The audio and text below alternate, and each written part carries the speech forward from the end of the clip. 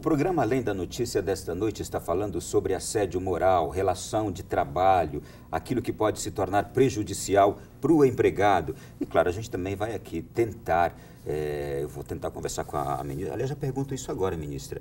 Eu já recebi, inclusive, situações de a pessoa me dizer assim, olha, mas é o meu funcionário que é ruim. Qual é a diferença entre se cobrar e se exigir de um funcionário aquilo que é devido e quando isso ultrapassa a barreira do exigido, do devidamente exigido, ao assédio e à pressão moral que a pessoa passa. Então, conversando sobre isso também, existe aí esta linha, não é? É preciso tomar muito cuidado, não é toda atitude do empregador, né, que cobra o resultado do trabalho que pode ser considerada uma atitude abusiva e que dê ensejo a se reconhecer o assédio moral. Nós aqui falamos anteriormente sobre o poder diretivo do empregador. O empregador possui o poder diretivo. Esse poder diretivo é que faz com que a empresa funcione, é que ele ordene os atos, é que ele conduza a sua empresa de forma à razão pela qual ela existe, que é produzir o serviço ou produtos, né? E obter lucro. Não há dúvida de que o empresário ou o empregador, ele precisa do lucro para sobreviver. Ele visa resultados e o seu empregado está ali para produzir isso. Exatamente. O empregado está ali para lhe ajudar, né, na consecução do objetivo daquela empresa. Então, é uma linha muito tênue. E aí teria que ser visto caso a caso, para saber se a atitude de cobrança é uma atitude válida. Como eu disse a você, a imposição de metas não é em si um malefício, né? Na verdade, muitas pessoas trabalham com metas, tem outras que não conseguem trabalhar com metas, né? Aí é preciso que se avalie se aquela pessoa está no posto adequado de trabalho, se ela pode ser aproveitada em outro local, não é?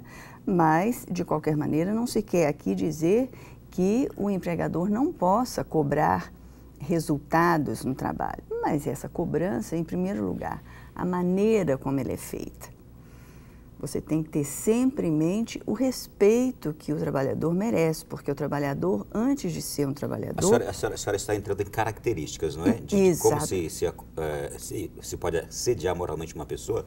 Não, nós podemos, se você quer entrar nas formas de assédio moral, essas formas de assédio moral, a gente pode dizer o seguinte, elas acontecem normalmente ou entre os próprios colegas de trabalho, que começam a constranger um outro colega de forma a prejudicá-lo. A questão da subjetividade no assédio moral está sempre presente, né? Há uma intenção específica de prejudicar alguém. Inclusive, isso pode acontecer... De prejudicar alguém. Então, pode acontecer entre os próprios colegas que querem afastar um colega porque ele se destaca nisso ou destaca naquilo, ou querem o lugar dele, isso pode acontecer. O mais comum é acontecer de cima para baixo, ou seja, do chefe com os subordinados, é o mais comum, é aquele que mais chega na Justiça do Trabalho. Existe também aquele assédio moral que acontece dos subordinados para com o chefe. Existe também. Alguns exemplos, ministro? Posso dar um exemplo perfeitamente. A empresa coloca um gerente que não é aceito pelo grupo. O grupo começa a assediar moralmente esse gerente. Como? Fulano não sabe chefiar. Fulano aqui, ele não cobra nada da gente, ele deixa a coisa rolar.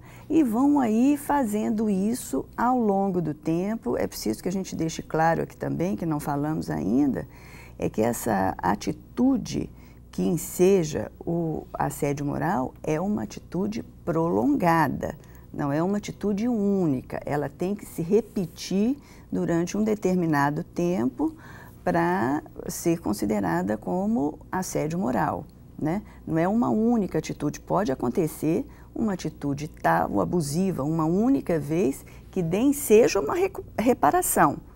É outra coisa, mas não é o assédio moral. O assédio moral se prolonga no tempo, né?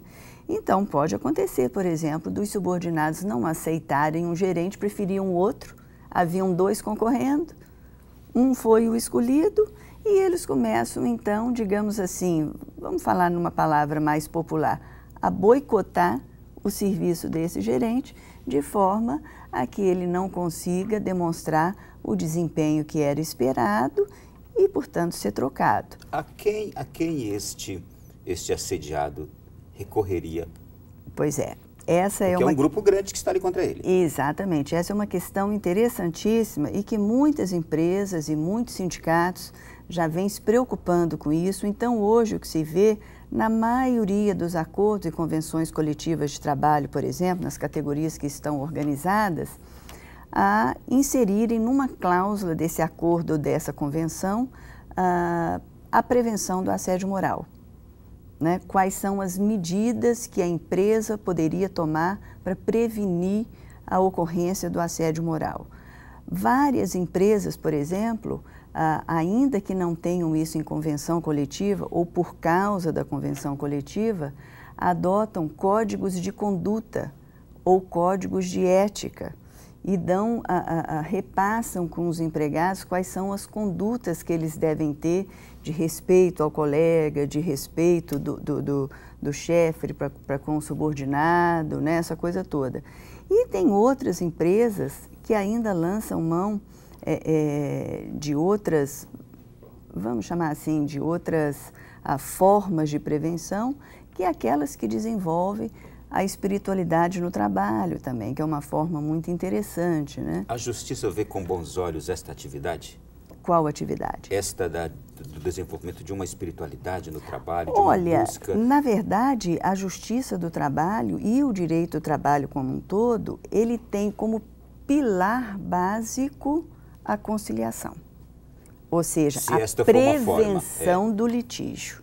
Se esta for uma forma que colabora para isso? Exatamente. É claro que a Justiça do Trabalho, e não, eu acredito que toda a sociedade só poderia ver com bons olhos uma dessas formas de prevenção, que seria a espiritualidade, né? Há uma pesquisa muito interessante que foi feita no âmbito empresarial sobre as 100 empresas em que o empregado se sente mais feliz trabalhando, né? E uma das colocações que foram feitas nessa pesquisa, a empresa que ganhou com 93%, que também aqui não vem ao caso dizer, com 93% de pontos, né, foi exatamente aquela que propiciava um ambiente em que a espiritualidade era forte, né? Isso contribuía não só para que os empregados vissem um sentido maior no trabalho, né? Porque o trabalho ele não pode ser considerado só pelo sentido objetivo, ou seja, eu tenho competência para fazer isso. Ele também tem o sentido subjetivo. É ali que eu desenvolvo a minha totalidade de ser humano. Aliás, né, Ronaldo, como já pregava a nossa antiga Rerum Novarum, lá desde 1891, de Leão XIII, em 1891, lá no século XIX, né?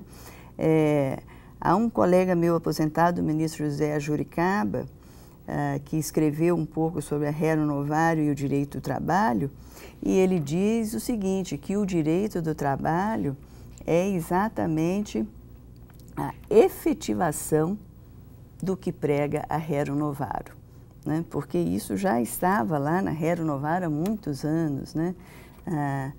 No sentido de que o trabalho é para o homem, não o homem para o trabalho, né? Então, como o homem passa normalmente muito mais tempo da sua vida no trabalho, né? Ele ali tem que desenvolver a sua pessoa como um todo, por inteiro. E é indispensável que ele experimente um bem-estar nisso. Não, com certeza, porque, como você sabe, você é coração, mente, corpo, mas é espírito também. Uhum. Então, todas essas, como é que a gente diz? Toda essa natureza humana, ela tem que se desenvolver e ela tem que se demonstrar também no próprio trabalho. Então, as empresas que dão a importância a essa vertente da espiritualidade têm obtido, veja você, inclusive uma produtividade muito maior. Fica aqui uma excelente sugestão para as empresas, para os empresários, para aquelas pessoas que agora nos acompanham agora, que eu sei que são tantas. E olha, independente do tamanho da empresa, independente do tamanho da empresa, não há porquê. Até uma empresa de 2 pessoas. Estou lembrando aqui da empresa de um amigo no Rio Grande do Norte, que ele, além de acolher pessoas que vinham já recuperadas de uma experiência prisional, ele ainda lá fazia experiências de um grupo de oração com seus funcionários. Isso. Uma coisa, os funcionários dele o têm como um verdadeiro pai, como mais que um patrão. Isso. Pois é, agora é preciso que se diga o seguinte também, Ronaldo. Quando se fala nas empresas em espiritualidade no trabalho, não estamos aqui falando de religiosidade no trabalho. Porque essa, às vezes, pode até gerar, né, quando você tem uma empresa muito grande, em pessoas que professam várias religiões, às vezes pode gerar muito desconforto, até mesmo um assédio moral, se você obriga o empregado a participar de uma missa ou de um culto, ou de qualquer coisa que o valha, né? Então, quando se fala em espiritualidade no trabalho, não se está ligando a uma religião específica. A espiritualidade no trabalho é você dar um sentido maior àquele trabalho que você faz, não é? Exatamente por isso, porque o homem, quando sai de casa, ele não se despe do seu espírito para chegar ao trabalho. Ele chega no trabalho inteiro.